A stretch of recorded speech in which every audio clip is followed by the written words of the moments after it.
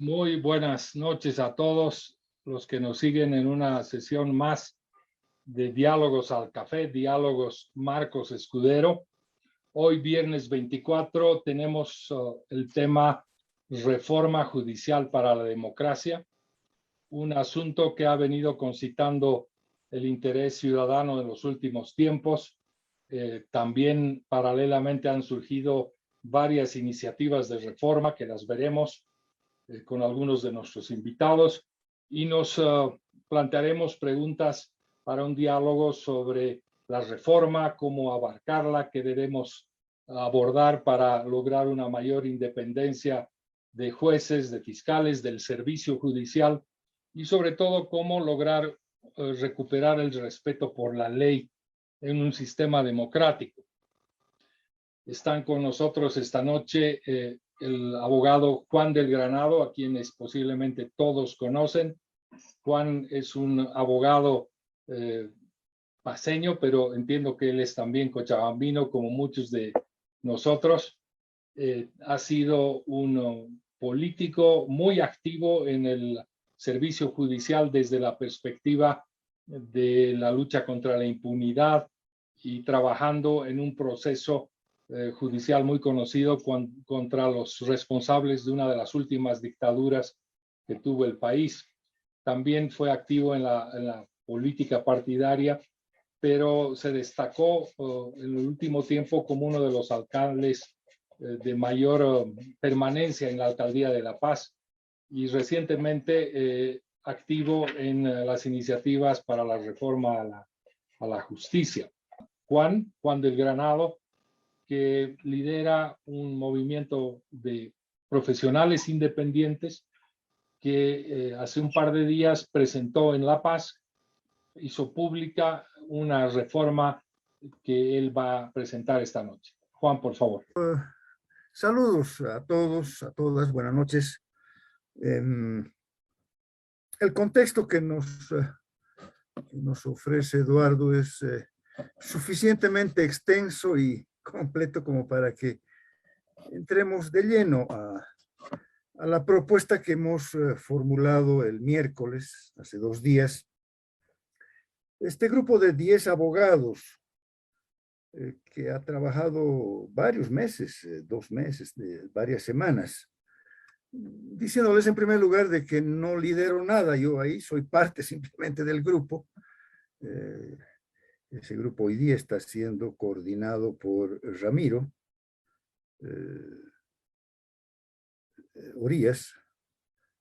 Y bueno, hemos formulado un planteamiento desde nuestra posición de gente independiente, que no representa sino a cada uno de nosotros, no representamos a nadie más que a nosotros mismos. Y por lo mismo, hemos señalado que esta es una propuesta que no viene desde la oposición y que no está dirigida contra el gobierno, porque pensamos, y el contexto de Eduardo nos libera de más explicaciones, que se trata de un problema transversal al conjunto del país, pero sobre todo un problema o una problemática de carácter centenaria, que sin embargo ha sido agravada, claro, en los últimos 10, 15 años, y que hoy día ha tocado fondo, y que al haberlo hecho nos está dando cuenta de la urgencia de planteamientos que, como les digo, sin venir desde la oposición, ya no esperan nada del Estado ni del gobierno. Y eso tiene que ver con una de las carencias centenarias, ¿no? Entre las carencias centenarias las ha destacado Eduardo, está sin duda la carencia de independencia, la carencia de idoneidad, la carencia de presupuesto, la carencia de acceso. Pero hay una quinta carencia que es la carencia de estrategias estatales. Más allá de algunos esfuerzos significativos, no pues cada gobierno que llega resulta que asume la temática con distintos términos, con un connotado complejo de Adán, como si fuera la primera vez que se plantean las cosas. Y por tanto, esas políticas duran lo que dura el gobierno. Aunque se ha llevado la flor nuestro amigo Lima, nuestro ministro Lima, que en 9 meses ya le ha cascado 3 propuestas, ¿no? Archivando las anteriores. Bueno, entonces esta carencia es muy importante destacarla porque, claro, nuestra propuesta es una propuesta que, partiendo del corto plazo, está mirando el mediano y el largo plazo. La reforma no es un tema de 30 o de 90 días, la reforma del sistema de justicia es una tarea de mediano y de largo plazo, pero que se inicia juntamente con el corto plazo.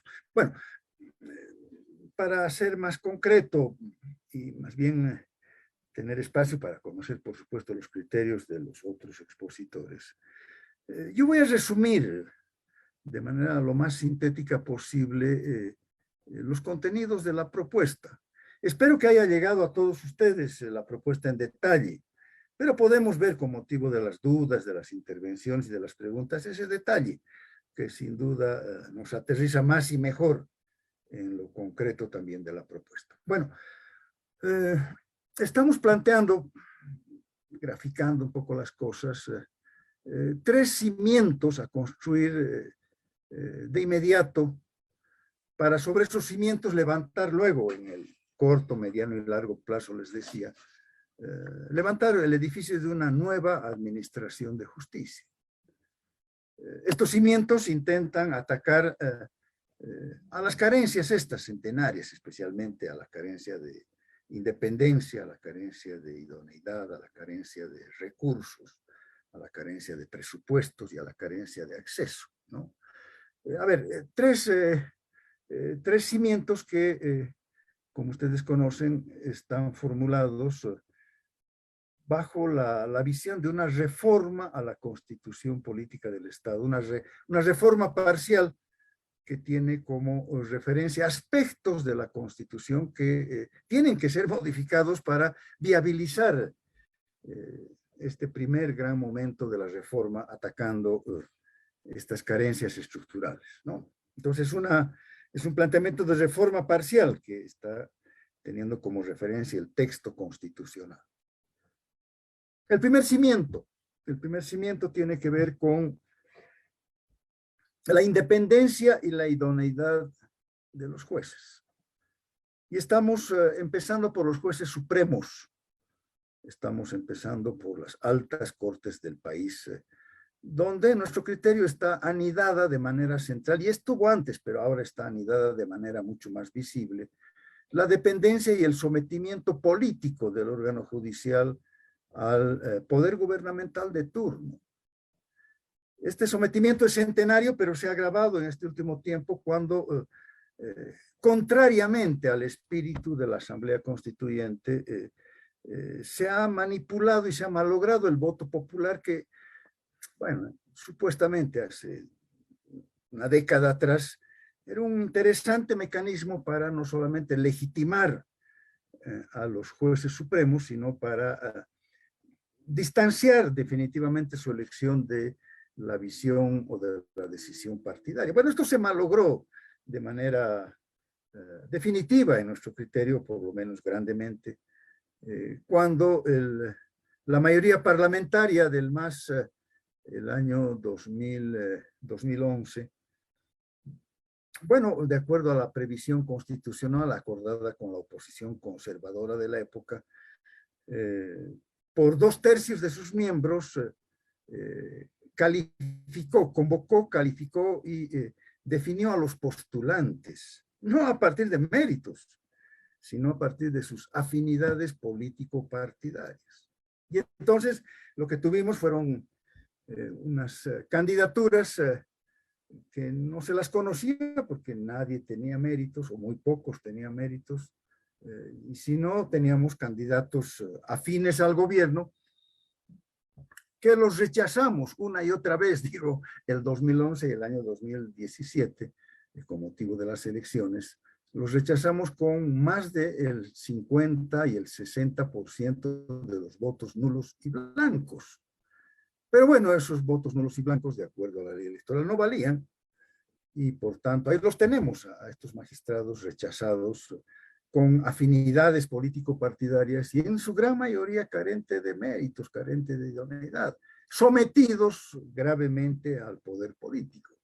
Y cuando hablo de sometimiento no estamos hablando de un tema casual, estamos hablando de un tema que se ha agravado, pero es esto lo destacable desde el punto de vista negativo. La visión hegemonista que fue desarrollándose, desplegándose en el proyecto gubernamental del MAS, fue una visión trágica para la Administración de Justicia, porque ya no solamente se trataba de tener control sobre el órgano judicial, sobre los pleitos que le interesaban al Estado, sino que se convirtió el órgano, se trató de convertir al órgano judicial en un mecanismo de dominación de la sociedad para el establecimiento de un proyecto estatal. Esto lo ha dicho Álvaro García Linera de manera pública y textual.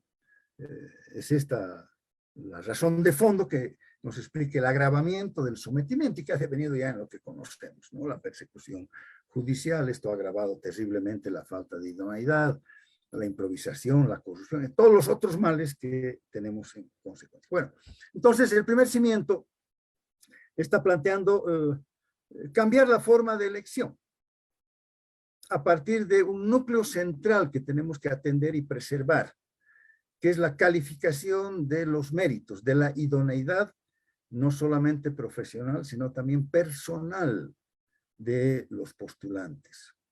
Y entonces estamos eliminando la atribución legislativa, la atribución de la Asamblea Legislativa, de convocar, de calificar y de nominar a los postulantes. Estamos entregando, con la reforma constitucional, esta tarea a una comisión ciudadana que le hemos denominado Comisión Nacional de Postulaciones, que está integrada por 6 miembros elegidos por sectores de la sociedad que nos parecen significativos. Hago un paréntesis acá. Ha sido muy difícil llegar a una propuesta más o menos aceptable respecto a la composición de esta comisión, porque es el otro tema, ¿no? Y por eso esta es una primera propuesta que está sometida al debate y a la discusión. 6 miembros, 2 no representan, sino son nominados por 2 miembros por la Asamblea Legislativa, 1 por mayoría y otro por minoría. No es que un diputado o un senador van a ser miembros, no. Ellos tienen, la mayoría y la minoría tendrán que elegir cada uno un miembro con condiciones personales determinadas en la reforma, ¿no? Que es otra vez la idoneidad, la imparcialidad, los antecedentes, etc. 2 otros miembros designados por el sistema universitario. Ahí nos parece fundamental la participación de la academia, no para que tenga representantes, sino para nombrar a 2 personalidades del más alto nivel para la comisión de nominaciones, y finalmente un representante por la justicia indígena original, por los sistemas de justicia indígena, y otro por el Colegio Nacional de Abogados. Bueno, esa es la Comisión Nacional o la Comisión Ciudadana Nacional de Postulaciones. Como les digo, este ha sido un punto, todavía lo notamos frágil, pero es el punto al que hemos podido llegar en este trabajo de meses frente a otras múltiples posibilidades, ¿no? Representación gremial, representación corporativa, representación regional, etcétera, etcétera, ¿no? Incluso hemos acudido a alguna experiencia también en la misma dirección de nuestros vecinos en la región especialmente. Bueno, entonces esta comisión ciudadana, esperemos independiente, con personalidades absolutamente confiables, es la que va a convocar, es la que va a calificar los méritos, es la que va a tomar los exámenes de competencia. Y esta comisión es la que va a conformar ternas cerradas que van a la Asamblea Legislativa con un puntaje que no puede ser menor en los postulantes del 75% en la calificación. Y son ternas, no son listas. Y son ternas cerradas de las cuales no puede apartarse la Asamblea Legislativa, que puede elegir, debe elegir en una primera instancia por 2/3 no de los presentes, sino del total de sus miembros. Pero les decía en primera instancia, porque una vez hecha la designación de parte de la Asamblea Legislativa de estas ternas seleccionadas en base a méritos, hemos planteado que esa elección, esa designación parlamentaria sea sometida a un referéndum aprobatorio o negatorio. Estamos buscando entonces el término medio, donde en todo caso lo esencial sea la calificación de méritos, el término medio entre esta designación parlamentaria y la voluntad popular que se traduzca en un referéndum. Bueno, este es el primer cimiento. Como les digo, hay detalles, los vamos a ver cuando se vean las preguntas, respecto a la edad de los postulantes, respecto a la renovación de los mismos, etcétera, etcétera, que están en el propio planteamiento de reforma que les hemos hecho ya conocer, creo, a una buena parte de ustedes. El segundo cimiento es el segundo cimiento que tiene que ver con la falta de presupuesto, ¿no? Tenemos un presupuesto miserable que hace a nuestro servicio materialmente miserable también, más allá de sus enormes deficiencias ya éticas, en fin, ¿no? Es menos del 0,5% del presupuesto general de la nación. Estamos planteando 3% a partir, ¿no?, de un diagnóstico, de una, de una evaluación rigurosa de las necesidades. No existen datos. El Consejo de la Magistratura y antes el Consejo de la Judicatura no han elaborado diagnósticos, por lo menos no los hemos conocido. Y entonces se trata de un estándar internacional. Tampoco no es a ojo de buen cubero, ¿no? En la región hay países que tienen un 2% de su presupuesto, creo que es el caso del Perú, o tenemos países como Costa Rica que tiene el 6% de su presupuesto anual destinado a justicia. Entonces hemos visto un estándar intermedio que nos permita atender las necesidades judiciales, ¿no? Estamos sextuplicando, por lo tanto, el presupuesto actual, que no llega, como les digo, al 0,5%, no llega al 1%. Estamos planteando el 3%, inscrito en la Constitución como partida presupuestaria obligatoria anual para el órgano judicial, de tal manera que ese presupuesto no sea pues negociable con el ministro de Finanzas de turno, ¿no? No sea motivo de labor de mendicación de los magistrados o de los consejeros de la judicatura cada año, donde los techos presupuestarios los establece pues el ministro, ¿no?, el ministro de Finanzas.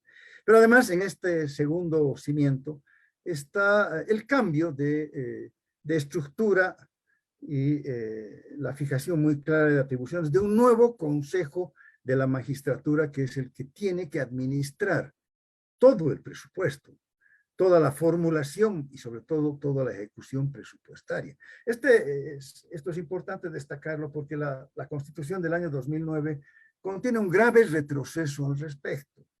El Consejo de la Judicatura, que fue lo inicial el año de 1994, yo fui parte de ese parlamento, planteaba las atribuciones presupuestarias plenas para el Consejo de la Judicatura, así se llamaba aquella vez, a partir de un concepto elemental, pero también enormemente significativo y profundo. Los jueces no tienen que administrar bienes, no tienen que administrar dineros, no tienen que administrar personal. Los jueces solamente tienen que administrar justicia. Pero claro, el año 2009 se retrocede y se le pone al Consejo de la Magistratura solamente labores de control presupuestario, creando en la ley luego una Dirección Administrativa Financiera, una DAF, a cargo de la Corte Suprema.